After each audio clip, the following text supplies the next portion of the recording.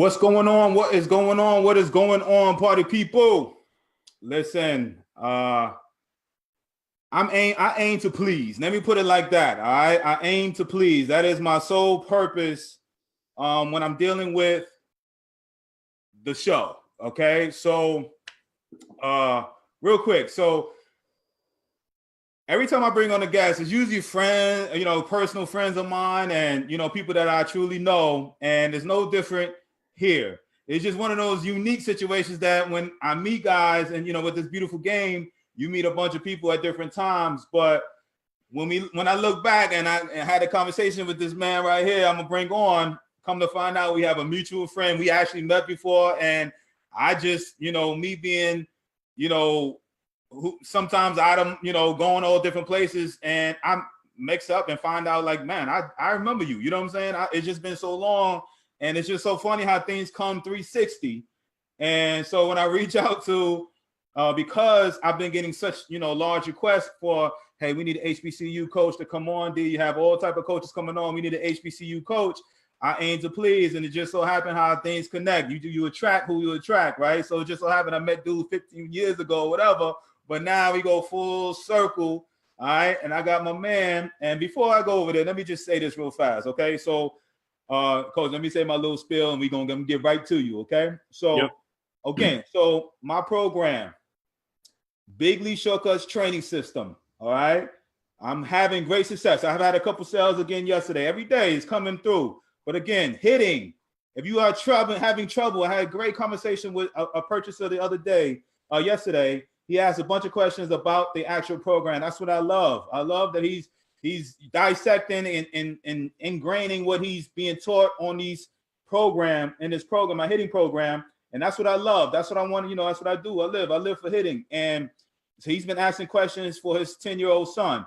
Again, and he can attest, just like every other person who's been purchasing the program can attest how good the program is. Okay, so again, go ahead and purchase this program. All right, that I will not steal you wrong. And this is why how I'm able to bring on special guests like my man here is because I'm able to keep this ball rolling and market these programs that I'm putting out there. So again, purchase this Big League training system, Shortcuts training system. You won't go wrong with this. All right. So sorry, Coach, for that shameless plug, man. I gotta put my stuff out there. You know how that goes, man. So business is business.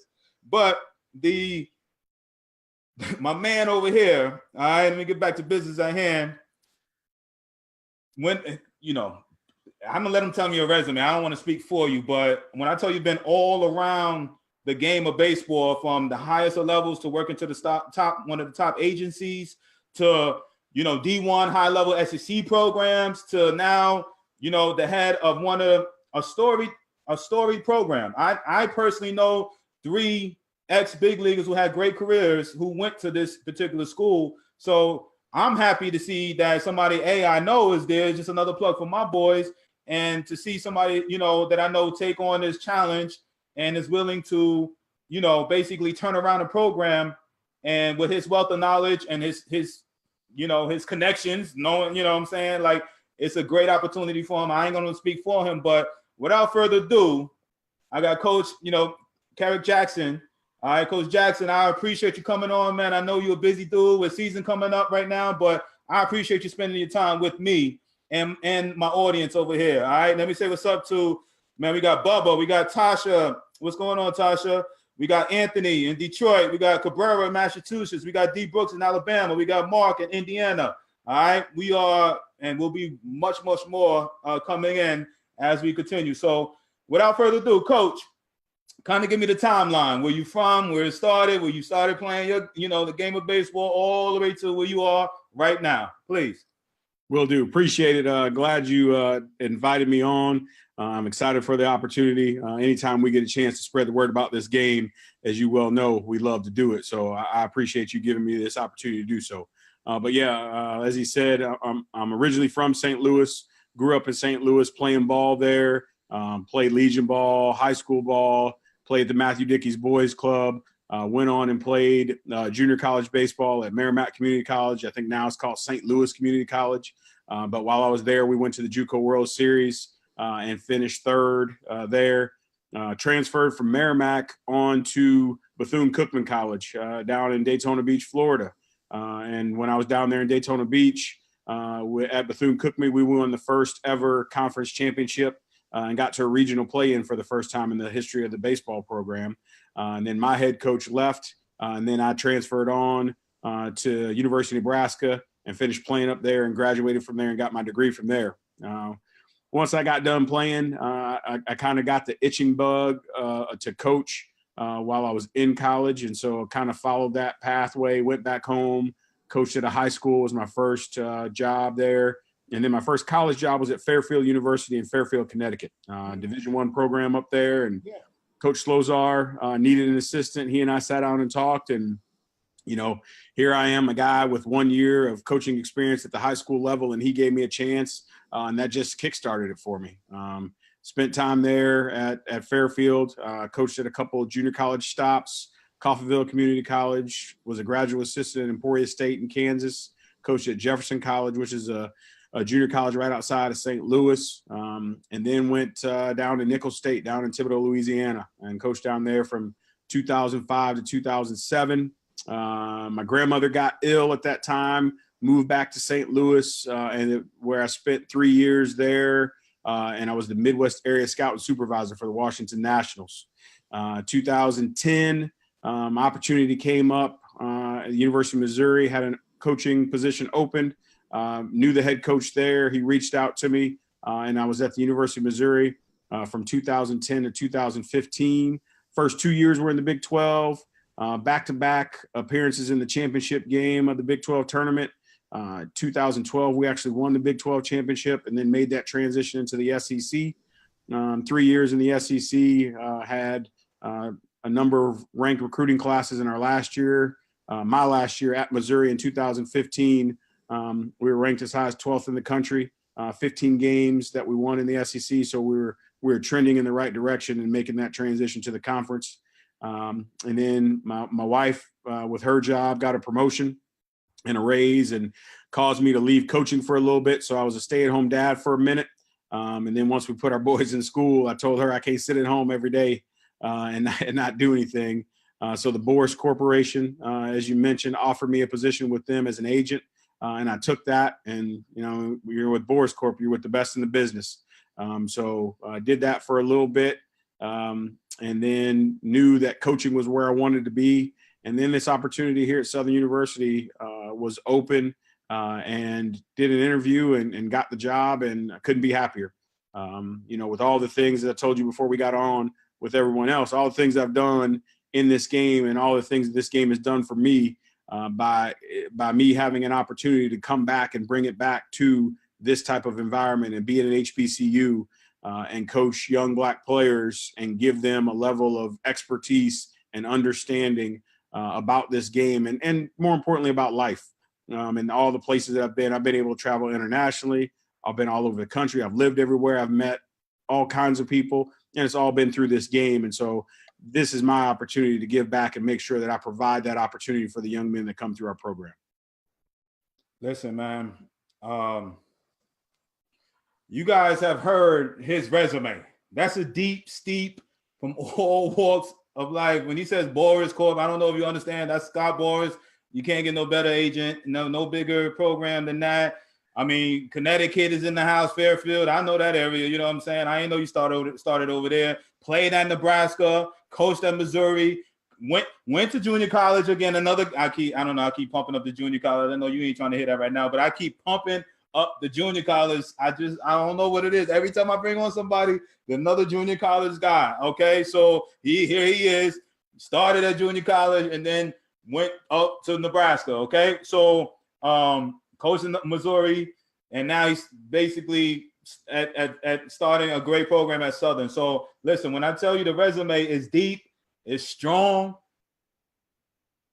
that I'm bringing on here that has that deep. I'm talking about from major league all the way down. A scout too. I forgot. You scouting too, my dude. Gosh, woo. All right. So talking about the been around the game in all facets, from playing college, pro scouting, on the agent side, SEC baseball, junior college, and now over there at HBCU, man. So big up to you, man. Appreciate it. What's going on? What's up, Ed? What's going on out in Florida, man? My New York boy, K Moore. What's going on, baby, in Dallas? What's up with you, man? Chris, what's going on, baby? He's trying to tell. He said Chris Evans in the house. He KC boy, so he wanted to say what's up to you, man. Pierre in Philly, what's going on with you, man? And let's see. All right, those okay. So those are the shout outs. Everybody else, I kind of typed it in there. So we got Texas, we got Florida, we got KC, we got Mississippi, we got Philly in the house, we got Tony, what's going on? Cali in the house, we got Jersey in the house, we got Texas again, all right, Mississippi, Arkansas, Atlanta in the house, we well represented, man, all over the country, man. I just want to let you know, all right? So parents, all right, coaches, you already know the routine, man. Whoever, I'm going to answer my first few questions like always, and if you have any type of questions, please, you know what I'm saying, go ahead and put them on the bottom of the ticket over here. I appreciate you guys being on as always. We got R. Corey in the house too, another ATL in the house, man. So we are here. So being in the in the SWAC, right? So if you can talk about the actual conference, all right, the SWAC conference and the level of competition, guys getting drafted out of the SWAC, and then we kind of narrow it down into the Southern. You know what I'm saying? Yep. So last year was my first year here, and I got the job in August. Stepped on campus, and we've had some issues here academically and some other things. So my first challenge in coming in was to change the culture and get our kids to understand what it means to play this game at a high level and be consistent more than anything else. We're blessed with some kids that have a high level of ability, but we just needed to coach them up a little bit more on how to go about their business. And so first year in the conference, we had a rough year. We were 9-33 overall. We got walked off 6 times in conference. 15 of our 33 losses were 2 runs or less. I have no problem with going on record saying that we were probably the best 7-inning team in the country. The problem was we played 9, so we just couldn't get over that hump. But I told our kids at the beginning of the year, I said, listen, if the spectrum for a championship caliber team is A to Z, we may only get to C this year, and I'm okay with that because that means that we do A, B, C really, really well. I didn't want them to get focused on the idea of, oh, we got to win, we got to get win, we got to win. No, we got to play well. We got to be disciplined. We got to understand how the game is supposed to be played. And then as a result of doing those things consistently, then we put ourselves in a position where the wins will take care of themselves. And so it was a work in progress for us all year, but we fought and battled and competed all the way to the end of the year. And, we were at Mississippi State, and this is a team that went to Omaha and had a chance to win a national championship. And we're at their place, and it's nothing in the 7th. And we left 11 runners on base, and we just couldn't get over that hump, and we ended up losing 5-0. But we were there, and we were right there in the mix, and we gave them every bit that they could handle, and we just didn't have the horses to finish. So, but my first year in the league, it's a very, very competitive league. I know that's one of the things in going through the recruiting process. I have kids tell me all the time, coach, I want to go to a predominantly white institution because my chances to get drafted are better. And I say, listen, from a scout's perspective, my job as a scout wasn't to go where the players were. My job as a scout was to find the players. And so any good scout who's doing his job, no matter where that player is, they're going to find him. You're not going to get overlooked because you weren't in the right conference. In this day and age with social media and the way that everything is accessible to everyone, and somebody takes a video clip and then posts it on Twitter, and then all of a sudden, whoa, who's that? Then people come flocking in there.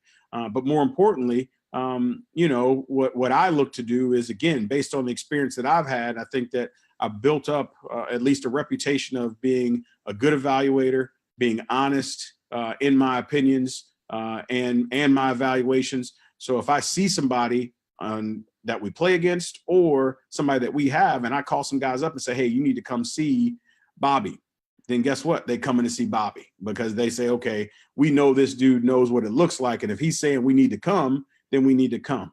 And so I tell people all the time, if you're a dude, they will find you. If you're not a dude, I don't care if you go play in the SEC, you're not going to get drafted.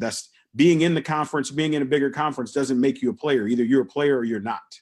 And so that, like you said, that's the one thing that I think we get a knock is, oh, well, I'm not going, my chances to get drafted aren't going to be as good. No, when we have players that are draft worthy, they get drafted. And if we don't have those players, they don't.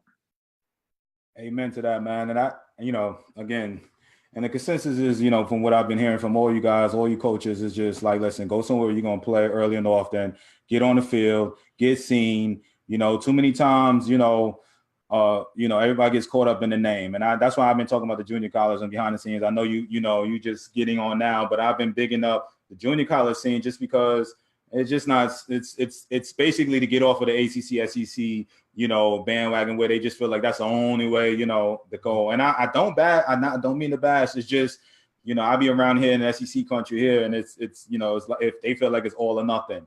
And, that's why every time I hear a junior college guy come on, I'm like, here you go, another junior, you know what I'm saying? Because it's like, you don't have to be at the highest of the high. All roads to the league go different ways: high school, junior college, big time schools, you know what I'm saying? Mid majors, all of that. So that's my whole, point with this. But so now Southern University, tell me a little about your facilities. Tell me what you got going on, with Southern, and, the type of, type of field, the type of, tell me a little bit about the program you got coming on over there. Southern. Yeah, like you said, it's, we got a lot of tradition and history. There was a pretty good run, but it started in, back in the early 50s, 1959. The program won we're the first HBCU institution to win a national championship. We're the first national championship in the state of Louisiana. Lou Brock played on that team. Wow. Actually, this year is the 60th anniversary of that team, so we're bringing them back to celebrate them in doing that. Nice. And then it just kind of continued through there, and the early to early 80s, or I should say mid 80s, all the way to the early 2000s, there was an era of dominance. We have 26 conference championships, 95 players that have been drafted out of here, 15 guys that have played in the big leagues. So this was a place that was known for producing quality talent. And that's the thing for me, is getting back to that point and recruiting these kids and getting them to understand I'm not trying to do something that's never been done here before. All I'm trying to do is get it back to where it was and then take it to another level. So we have a clubhouse that has coaches' offices, locker rooms, showers, training facilities, those types of things that not only do not a lot of HBCU have, but not even a lot of mid-major schools have that are in the Sun Belt or the Southland or any of those places. Our field is pretty big. You got 400 to center, 355 down the left field line, 325 to the right field line. And so obviously for me, I recruit to our facility. So we're always going to be fast. We're always going to run. We in essence, I don't think I'm tipping anything here. I don't have a steal sign. I have a stop sign. Everybody has a green one. I want teams to know that every time the ball is in play, there's a threat for us to run. There's a threat for us to go home to second on a routine single. There's a threat for us to go first to third on a single to the outfield. There's a threat for us to run ball in dirt. We're always looking to take that extra 90. So we recruit based around that. And then for me in the future, some plans that I have, I'd like to get our field turfed. We get a lot of rain down here in the South. We have great weather on Christmas Day. It was 72 degrees. But I like to get our field turfed. And then we're also putting up a hitting facility that would also encompass a weight room that's just for us in baseball with cages and mounds. And again, you don't have to go inside too often. But just to have that readily available for us, and it becomes twofold with where we are in Baton Rouge population center. When you factor in all the outlying areas, is about 800,000 people, and it's 51% Black. So for me, I want to have a facility that allows us to grow this game with those underrepresented minorities in the game, specifically being our Black children, and give them that opportunity. And so if we have that facility base here, then now all they have to do is, we're right there in the middle. All they got to do is walk here. So we can provide those opportunities for them and get them rejuvenated and get them back to playing this game the way that they did in the past. Awesome. Now you got LSU there. Yep. You know, you guys are battling. How often against each other practice? Is that, you know, how I've never been to Baton Rouge like that. I heard it's a great town. I've never been. But, it is. Yeah. But you know, how closely, you know, are you to the LSU, you know, program? Yeah, so we're about 10 minutes distance wise, about 10, 15 minutes north of LSU. We play them every year. Matter of fact, this year we're going to play them here and there. So they're going to come here and play us a game, and we're going to go there and play them a game. You know, Coach Maneri, the head coach at LSU, he and my former head coach, Coach Jameson at University of Missouri, were college teammates. So Coach Maneri was actually one of the first people when he saw that I got the job that reached out to me, congratulated me on getting the job. And then when I got to town, he and I went and had lunch. And, you know, you're right, LSU is LSU. But I'm okay with us being a little brother in that situation. Because the one thing about Baton Rouge, the one thing about South Louisiana, the one thing about Louisiana itself is they're very prideful people. And so when it comes to anything that represents the state, they're going to be behind it tenfold.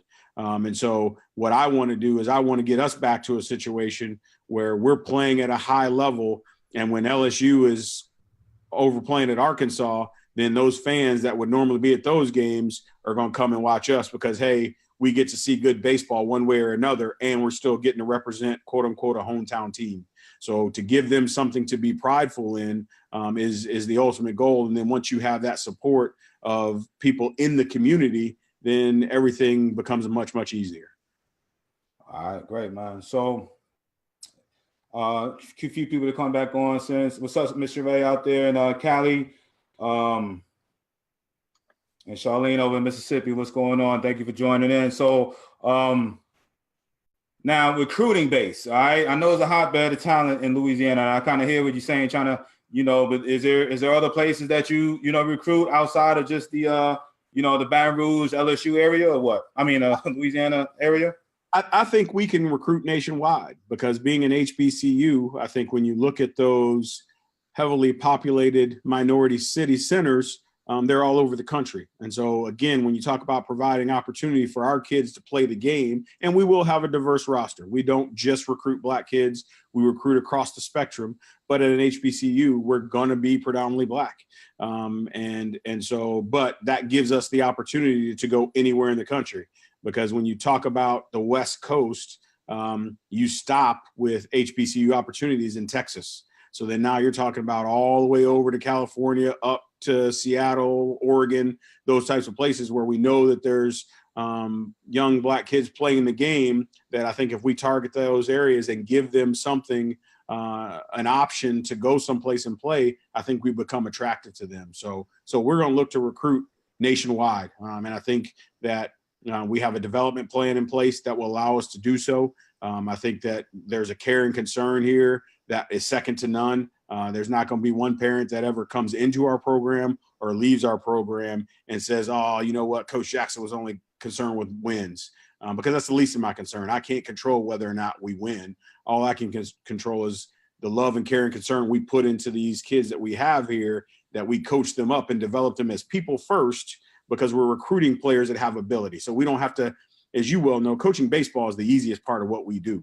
Coaching them as people and coaching them as young men is the difficult part. But when we can break through with that and get them on a level of supremacy, when they understand who they are as a man and how to go about their business as a man, who they are as a player, manifest themselves without any effort.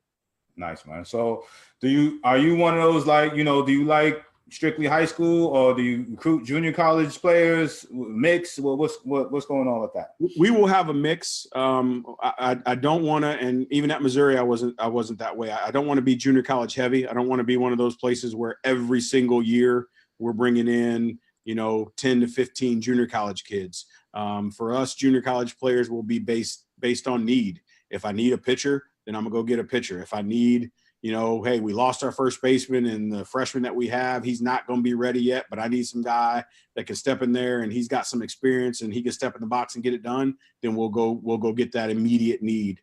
But I like the idea of junior college or high school players, because we can take those kids and develop them if their ability level is at a certain place, and develop them on the field in this conference. So the kids that do go to junior college, or the kids that maybe you coach, and you may say, hey, you know what, man, if you go to junior college and spend 2 years there, then in a couple of years you're going to be ready. I want him now because I will grow him up on the field right now. I don't bring kids in to have them redshirt. If you redshirt, it's because you're not ready. It's not because we have this stockpile of players and you just got to wait your turn. No, you just weren't ready to play. So we bring kids in with the idea of them having opportunities to play. And if they're ready for those opportunities, their roles grow.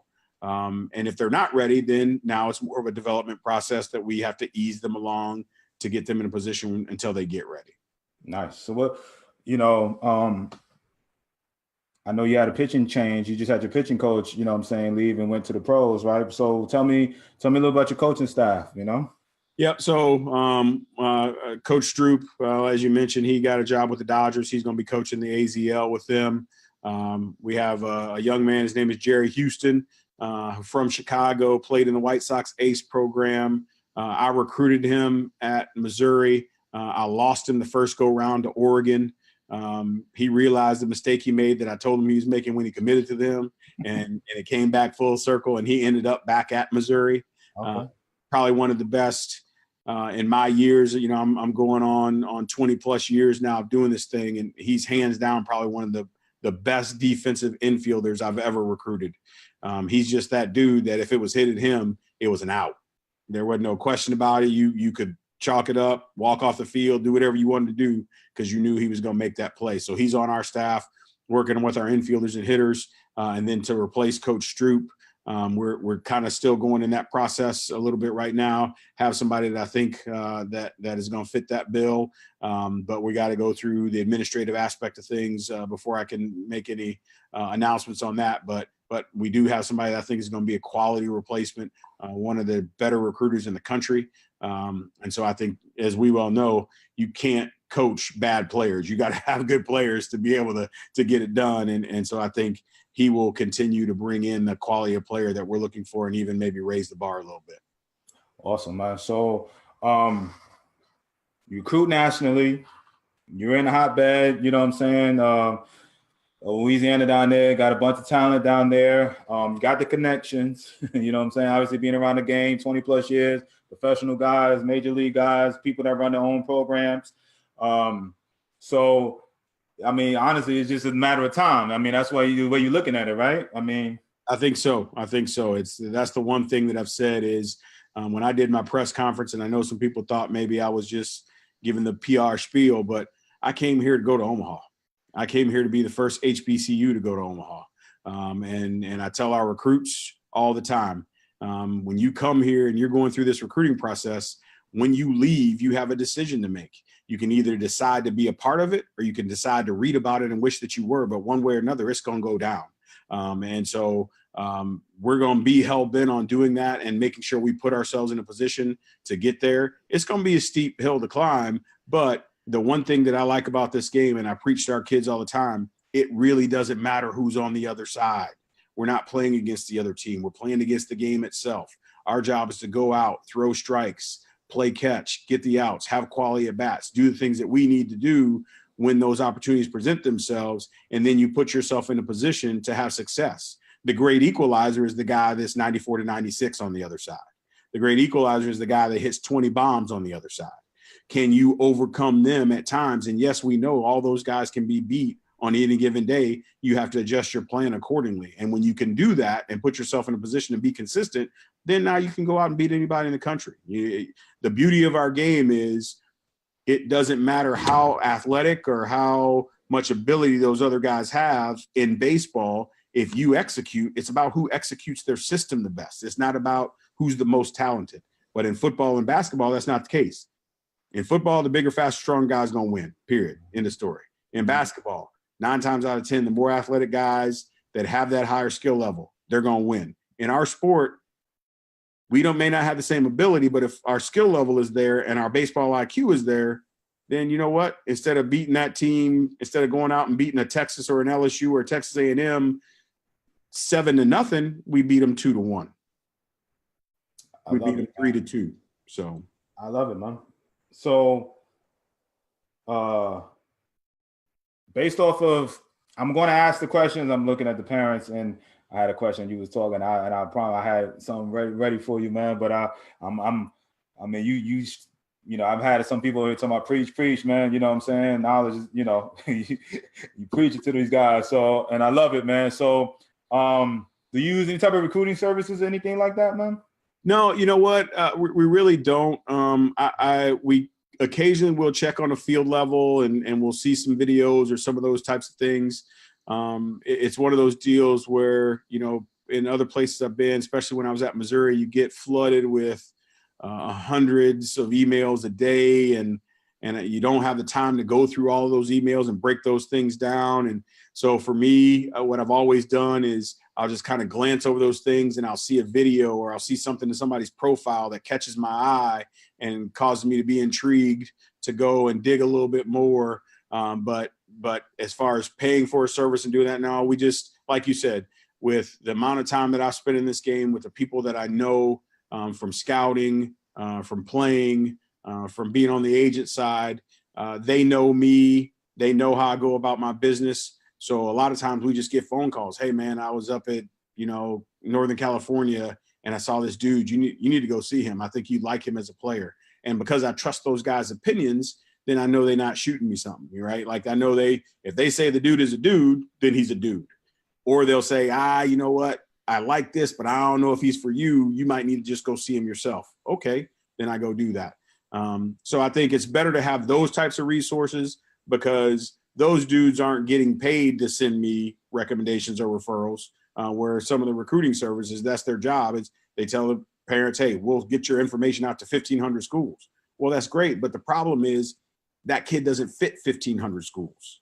And so when you go sometimes with those bigger recruiting firms, then you end up getting information sent out to places that's not the fit for you. So it's better for kids when they're going through that process, find out what the fit is. Is distance an issue?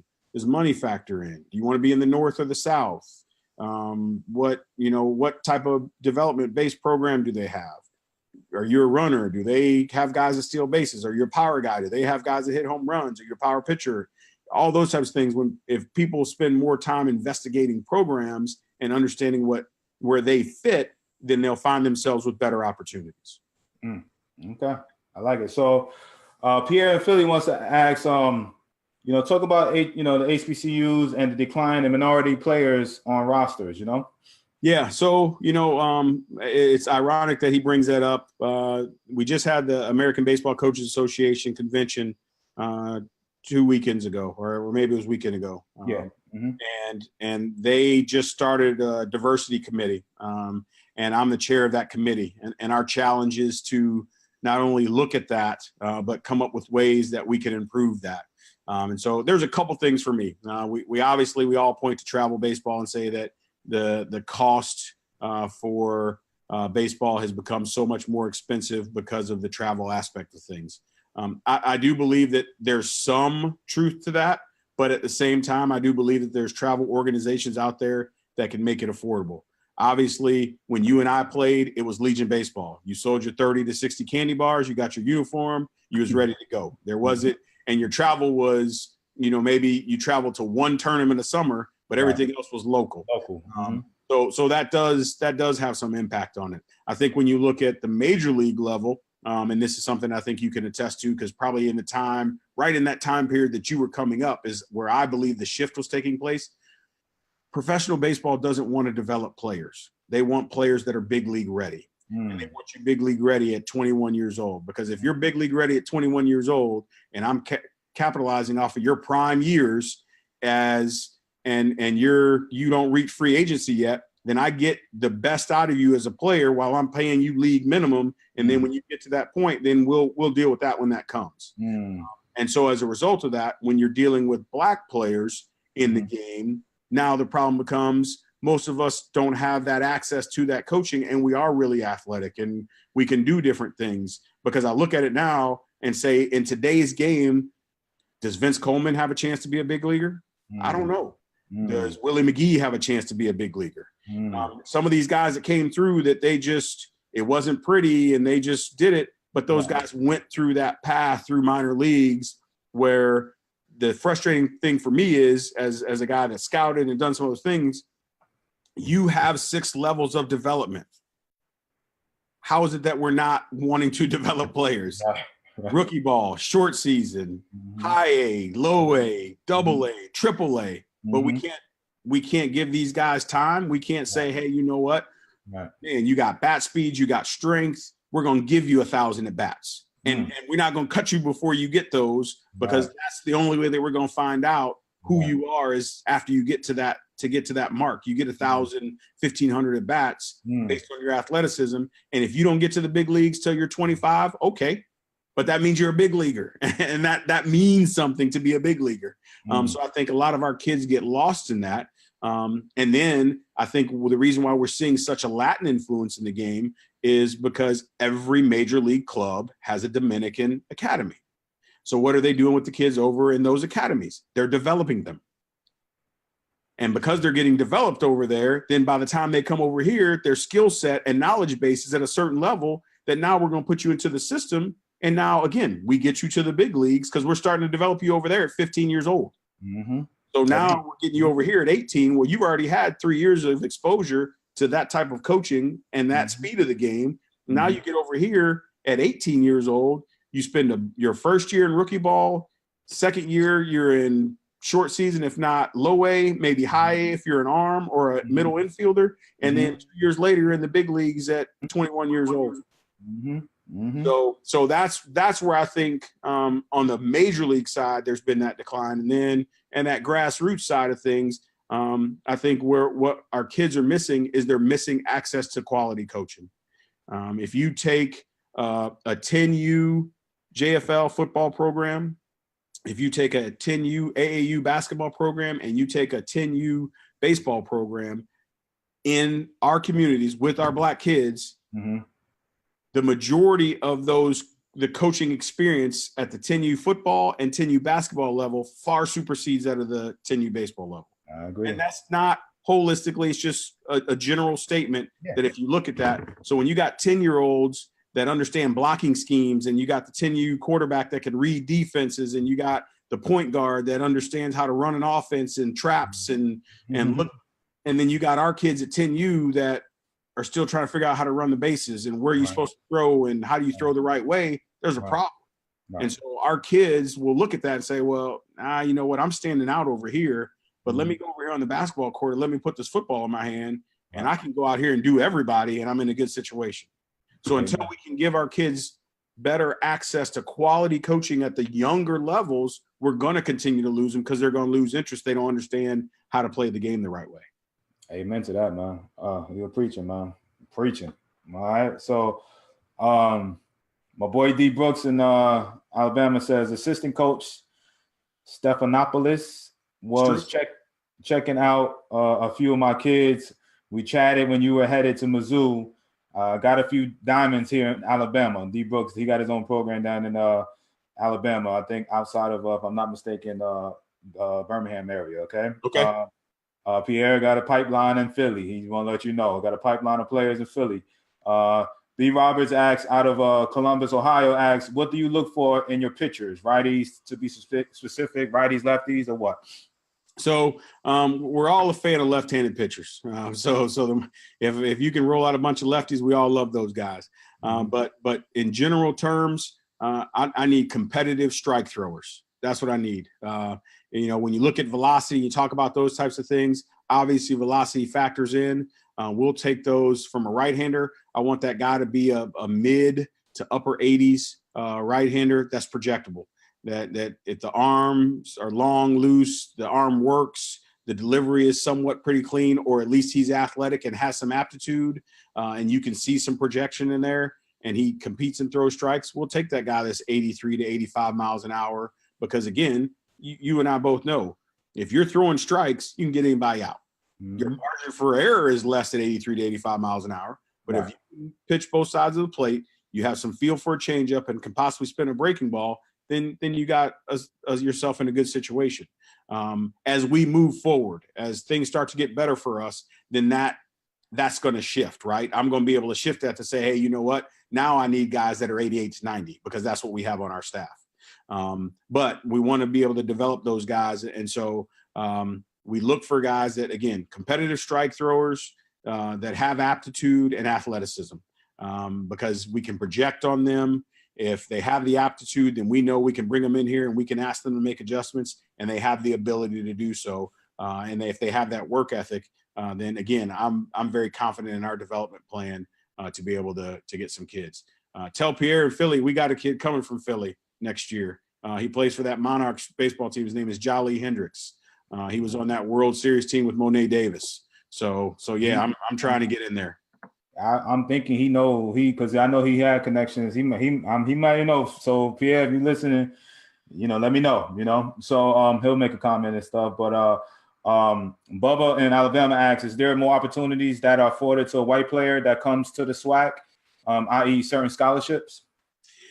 I believe probably at some institutions there are. We don't have any minority scholarships when it comes to that, unfortunately. But I do believe there's some schools in our league that do have those scholarships. But like I said, I mean, we're going to be diverse in our recruiting, and we have probably 8 white kids on our team right now. So for me, it's about fit. What I've told a bunch of the white kids that have come in, and their parents have always asked, how's it going to be for him to come into a situation where he's at an HBCU? I said, it's no different than the situation of me going to a predominantly white school. I said, but the difference here is as a minority and growing up as a minority, you're always conscious and aware that you are a minority.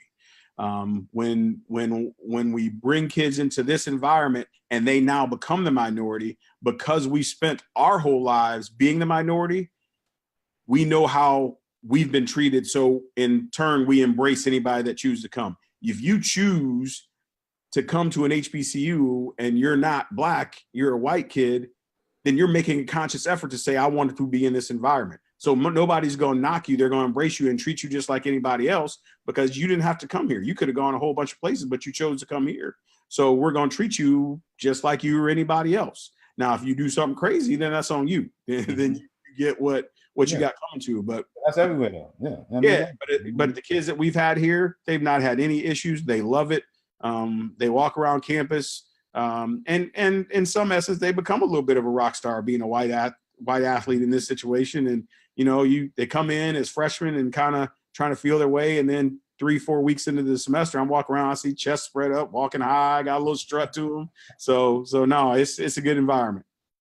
I mean, I know I see it in the bands and stuff like that. I always see, so you have 8 white kids right now on your team, huh? Yes. Yeah. I think it's 8. At least 8 that I can think of.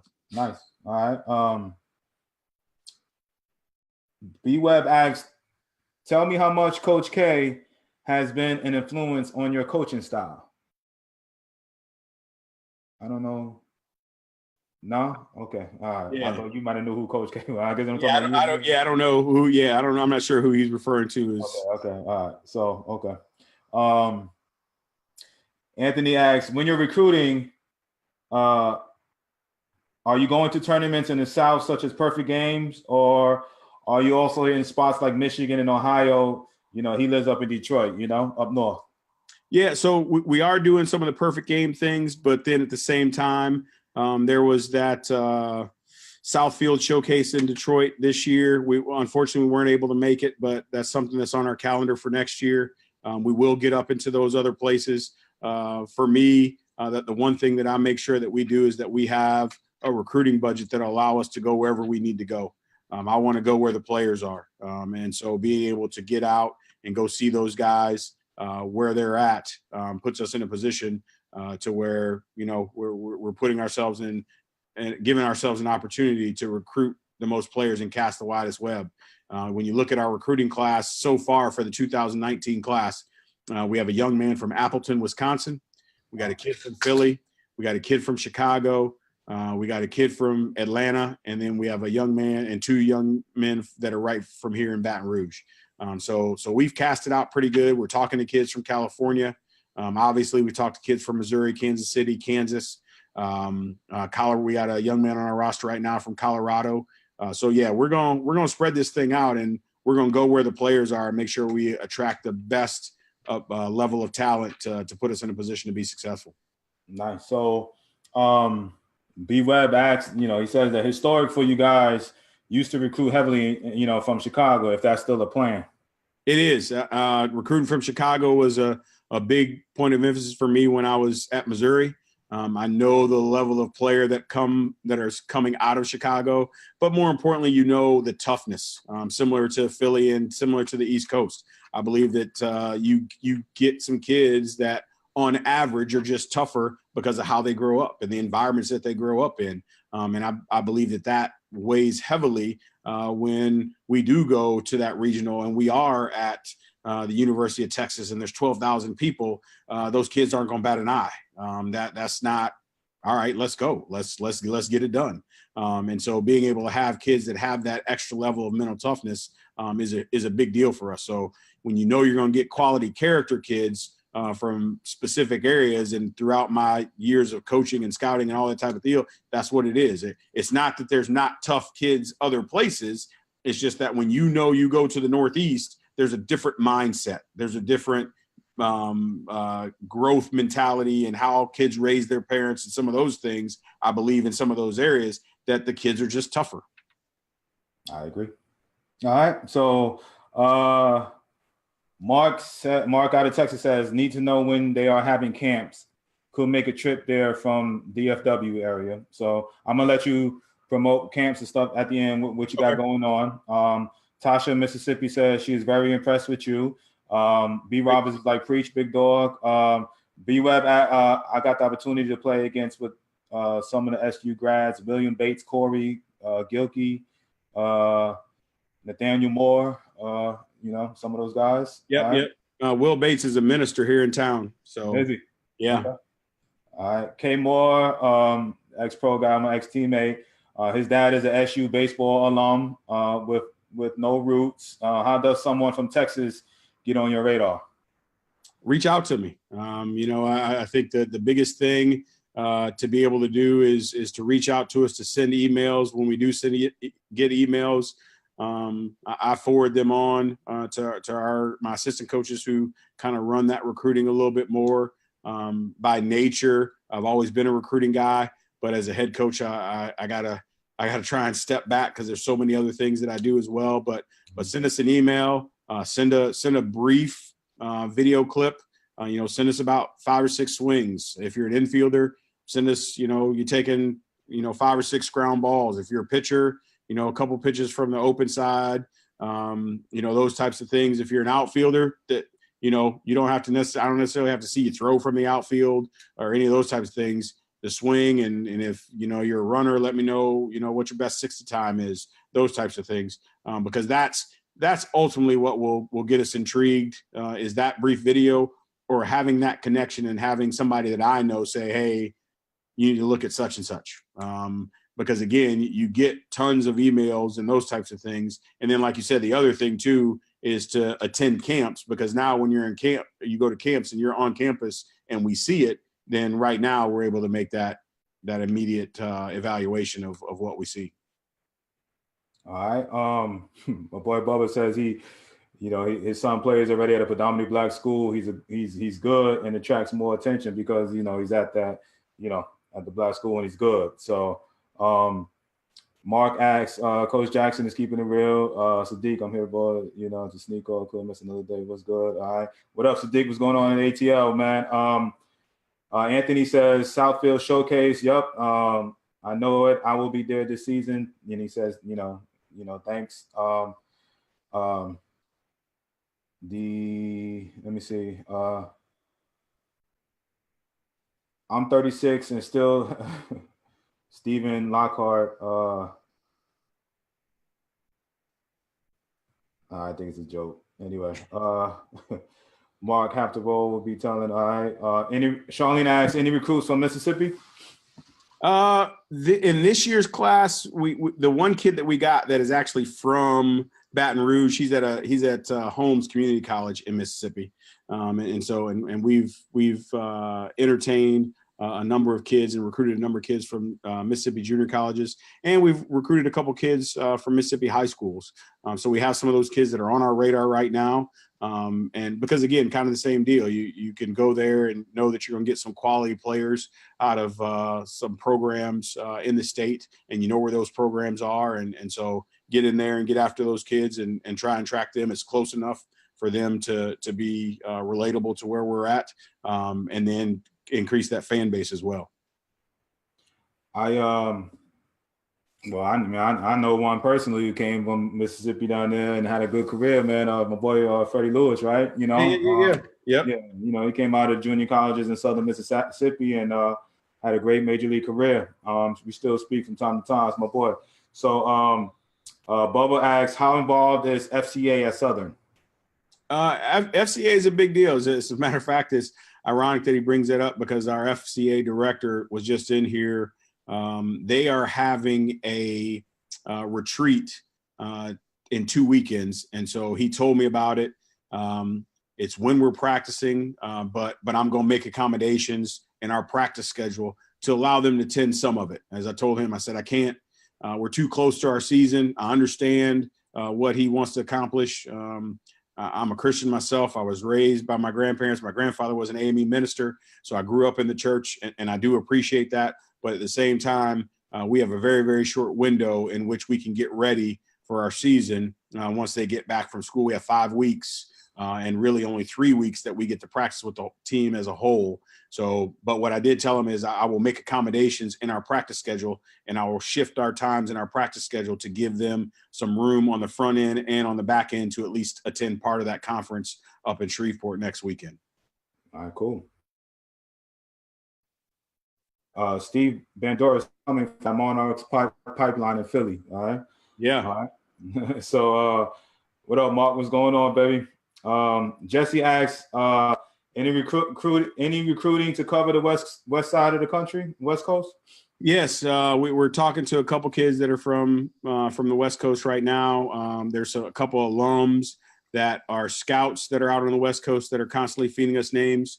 And then that's, you look at the junior colleges on the West Coast in California, Arizona, those types of places. But that's definitely some place that we look at going out and getting after, because again, like I said, when you look at any of those areas out there where you have those heavily dominated minority centers, you can be able to go out there. And the one thing that in my years of doing this, California kids, a lot of them look to leave the state of California. They don't want to stay. They want to go and experience something different and do something different. And so if you find the right kids that are looking for those opportunities, I believe they can be great assets to the program. Nice, man. All right. So those are the questions I had. Ended up cutting off a few of them. The phone was acting crazy, but listen,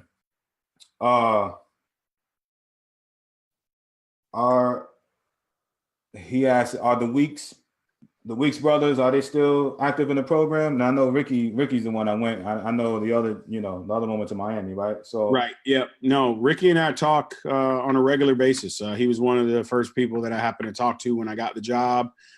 He's told me on several occasions whatever he needs to do to help, he's wanting to do. So yes, he's very active in our program. Nice, man. Tell Rick I said what's up. It's been a while, man. But Bubba asks, any high schools in Alabama that you consider top programs that you know off the top of your head?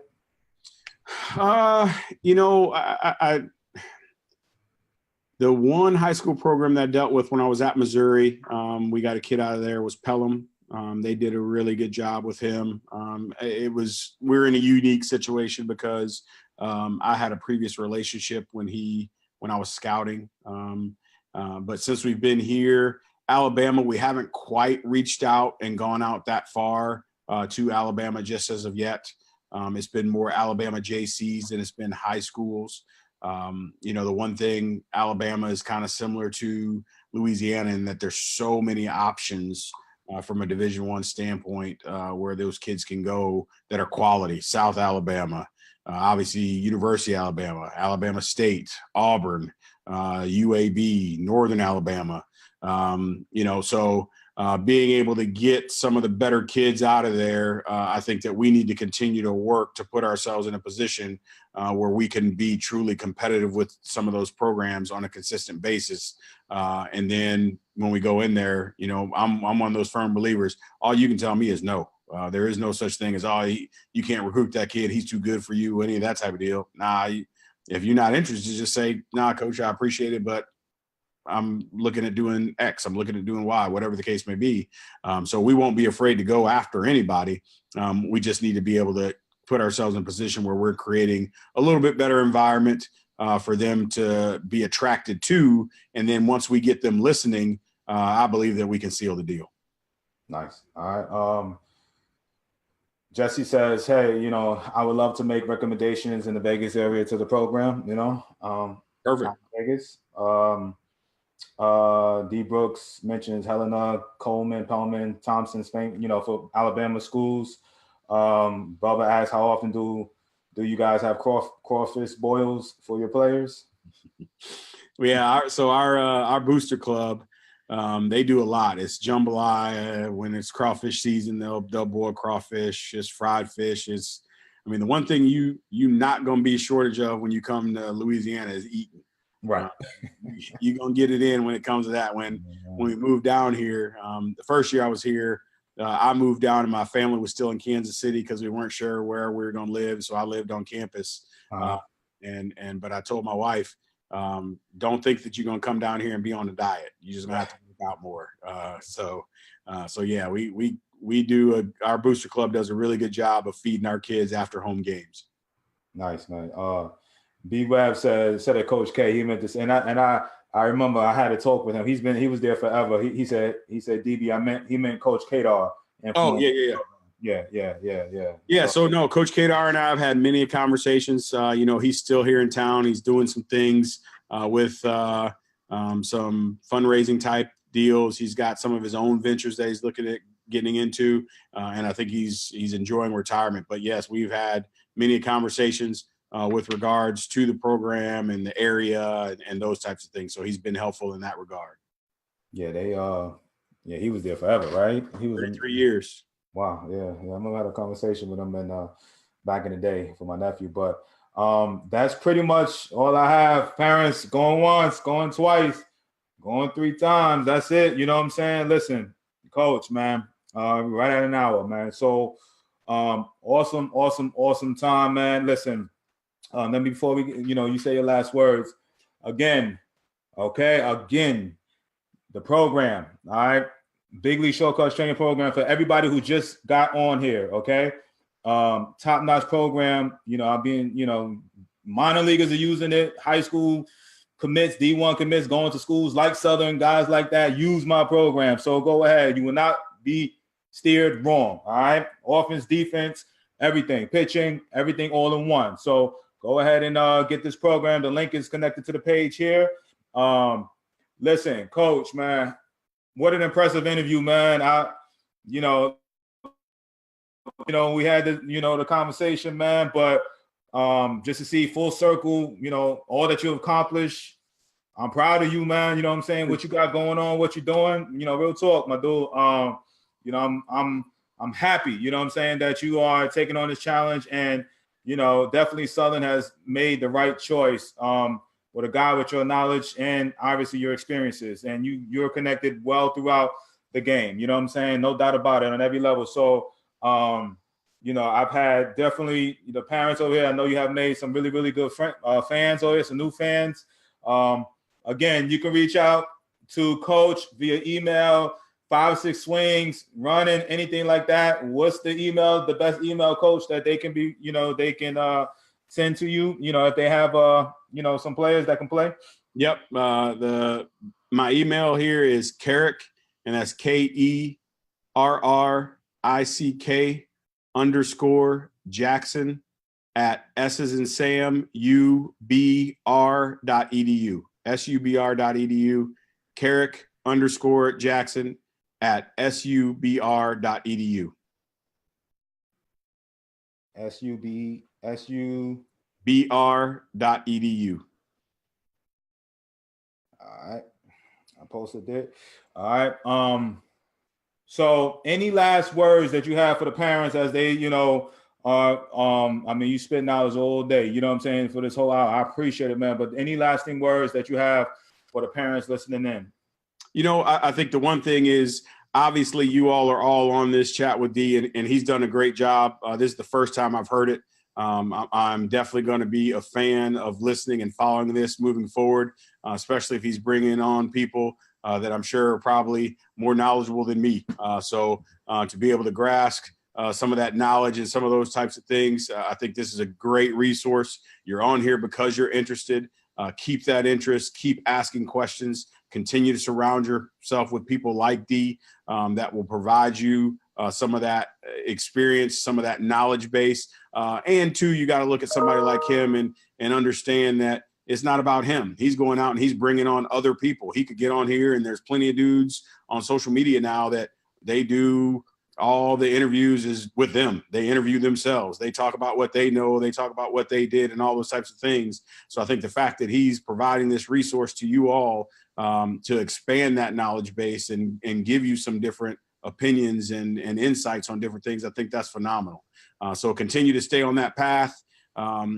For me, if you have questions about anything, don't hesitate to ask. Even if your kid isn't somebody that we would recruit, I believe that my purpose is to help people. It's not about anything else. It's not self-serving. I feel at my best when I'm able to provide knowledge for people that are seeking it. And if I don't know it, I'm not afraid to say I don't know, but I'll help you find out somebody who does. And so the basis of, I'll leave you with this. The basis of our program is developing people. It's about growing young men with specifically with our Black players. The one thing that I tell them is, to me, the most amazing dichotomy in our society is that of the educated Black male. And because in one room, he can be the most feared person and he can be the most awe-inspiring person in the same room. And so my job is to teach them how to navigate both sides of that room. Education is powerful. When they get that education, put them in a situation where we don't ask them to do anything to where they lose identity of self. It's important that they maintain that. And that's Black, brown, white, whoever it is. But it's being comfortable in your skin. It's being able to speak from a position of confidence because of the education that you have and understanding how to handle yourself in all types of different situations. And again, when we prepare our young men to go out and do those things, they write their own ticket. And so for me, that's the emphasis of everything that we do is we're going to love on you. We're going to care on you. I'm going to lean on you. I'm going to put my elbow on you if I need to, kick you in the tail when I need to, hug you or rub you on the back when I need to. But it's all with the idea of helping you grow to be the best man that you can be. So I think you as parents and coaches that are listening to this, to surround yourself with people like D that are trying to do that same thing, you won't steer your kids wrong. Listen, man, I got goosebumps, man, what you preaching, man. It is, man, impressive, my guy. I am impressed from top to bottom. Listen, I gotta have you on again, okay? For sure. Just definitely. I mean, we're gonna be in contact, no doubt about it, man. But it's just, it's just certain people that I gotta make sure that I bring back on, and of course, I do my best to funnel some players, through this program because it's just great meeting coaches and definitely coaches like yourself, man. So more continued success. I know it's a battle and all of that, but it's going to be worth it at the end. No doubt about it, man. And, if you need me for anything, I'm here. You know what I'm saying? I definitely will be getting these players out there to you. Parents, tomorrow we will have Derek Lewis, Atlanta Braves minor league pitching coordinator, coming on tomorrow.